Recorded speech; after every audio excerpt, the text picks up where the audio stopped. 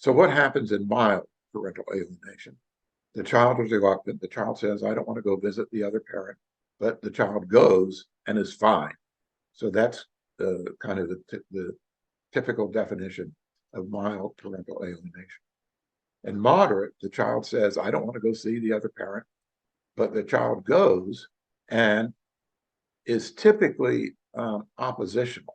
In other words, in moderate cases of alienation, for the most part, the child is uncooperative, oppositional with parent B. But there might be moments, there might be short times when the child warms up. What about severe parental alienation? In these cases, the child adamantly, persistently avoids parent B and doesn't go at all. There might be months or years that the child does not visit or have any contact with parent B. But even if the child does visit parent B, during that time, the child is persistently and strongly oppositional. So I've run through the definitions of mild, moderate, and severe parental alienation, which are pretty well known, but they're worth repeating, so that's what I did here. Well, we found one further step that we call extreme parental alienation, which are very tragic circumstances that might result in the death of one of the parties of the three, the mom, the dad, or the child, one of the three parties. And there are several possibilities of what might happen. There have been a few instances where the child who's alienated from parent B kills the parent, murders the alienated parent under the influence of the favored parent. Or there have been a few instances where the child kills themselves, which is very tragic.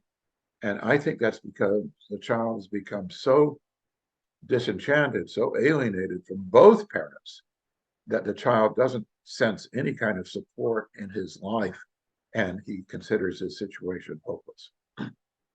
Another possibility in extreme parental alienation is the parent kills themselves, which is the alienated parent kills himself, which is very sad.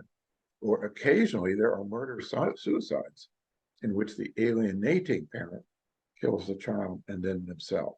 So in terms of this continuum that we have, this is at the extreme tragic end of that continuum.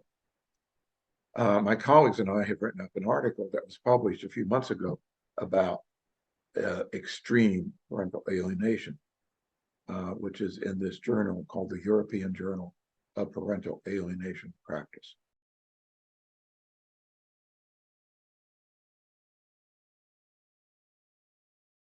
So I've described the steps in the continuum. Now, a good question is this testable? Can these steps be identified in a quantitative manner using some kind of psychological test that shows the different steps, not just in a theoretical manner, but in actual concrete manner? So the answer to that question is yes, it is possible. And I'm going to explain to you how to do that. So this is this test that I've used and other people have used called the Parental Acceptance Rejection Questionnaire. It's called the PARQ, the PARQ, and it's been used in many, many different circumstances in studying families and relationships within families. But in our case, it measures ambivalence, or what we call splitting. That is, normal children do not engage in splitting. They have ambivalence, meaning that in the mom, they see, oh, the mom has good points and weak points.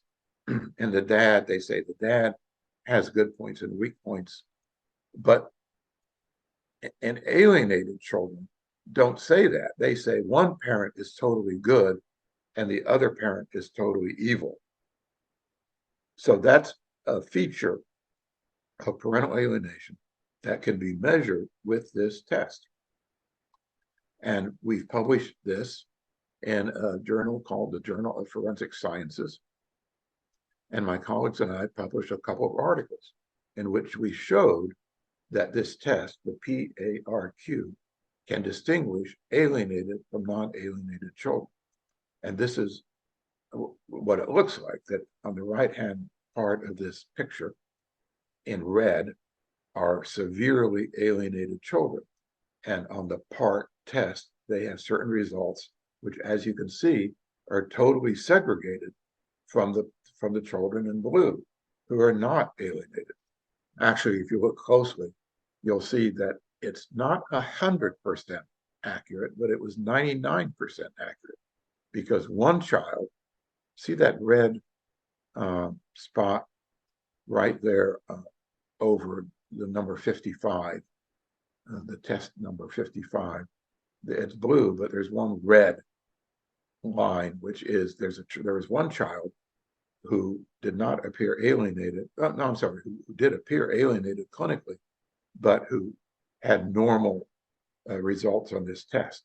So in general, this test was phenomenally accurate in separating severely alienated from non-alienated children. So how